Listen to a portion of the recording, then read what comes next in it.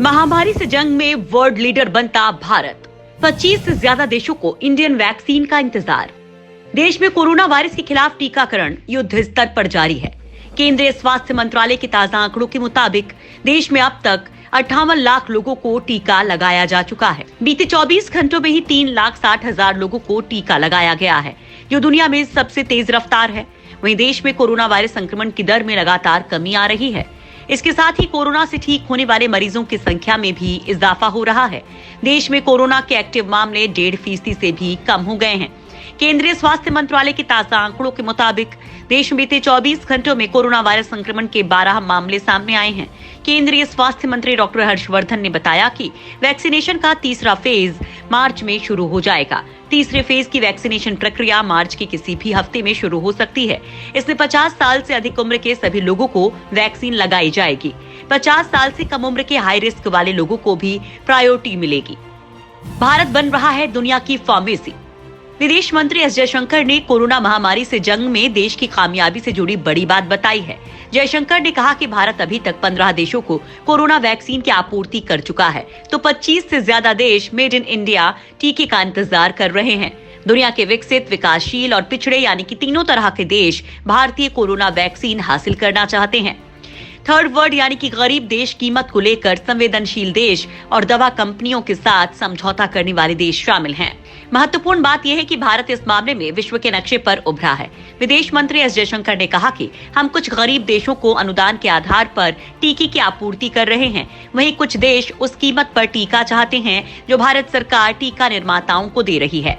जयशंकर ने यह भी कहा कि प्रधानमंत्री नरेंद्र मोदी देश को विश्व की फार्मेसी के तौर पर स्थापित करना चाहते हैं।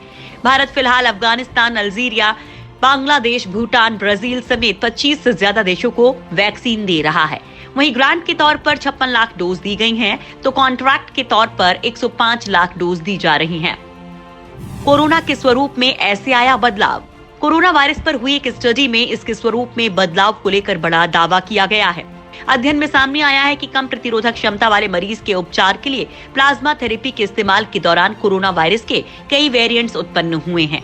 वैज्ञानिकों ने बताया कि प्लाज्मा थेरेपी के बाद मरीज में सामने आए वायरस के मुख्य स्वरूप का आनुवांशिक संरचना परिवर्तन ब्रिटेन में पहले ही पाए गए एक स्वरूप से मेल खाता है।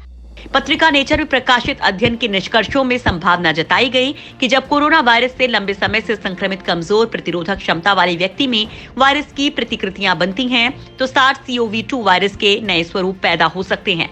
इस अध्ययन के तहत वैज्ञानिकों ने कमजोर प्रतिरोधी क्षमता वाले एक मरीज का अध्ययन किया, जिसकी आयु 70 से अधिक थी। उपचार के दौरान 23 बार वायरस के नमूने इकट्ठा किए गए। इस दौरान वायरस ने विभिन्न स्वरूप बदले। भारत में हारा कोरोना, एक्सपर्ट हुए हैरान। देश में कोरोना वायरस संक्रमण की दर लगातार घटती जा रही है। कुछ महीनों पहले जहां एक दिन में 90,000 से ज्यादा कोरोना संक्रमित मिलते थे, वहीं अब ये संख्या 10,000 पर चल रही है। दुनिया भर के एक्सपर्ट्स ने भारत में कोरोना संक्रमण के मामले में आई गिरावट को लेकर कई थियरीज बताई हैं। हालांकि हैरान करने वाली बात यह है कि त्योहार के सीजन यानी कि अक्टूबर और नवंबर में भी भारत में कोरोना के मामले गिरते नजर आए।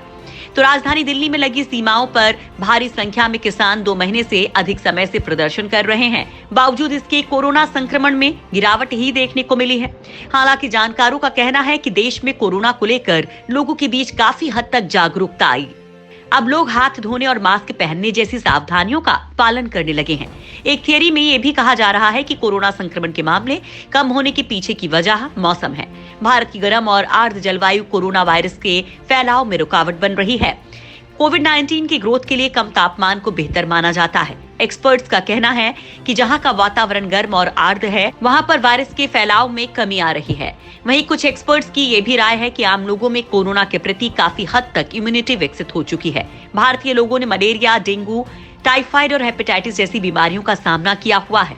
ऐसे में अब ज्यादातर लोगों में कोरोना जैसे वायरस से लड़ने की क्षमता पहले ही विकसित हो चुकी है। हालांकि एक्सपर्ट्स की तमाम थियरीज भी किसी एक नतीजे पर नहीं पहुंच पा रही हैं। लेकिन कोरोना जरूर धरातल पर पहुंच रहा है, जो भारत की जीत की ओर इशारा कर रहा है।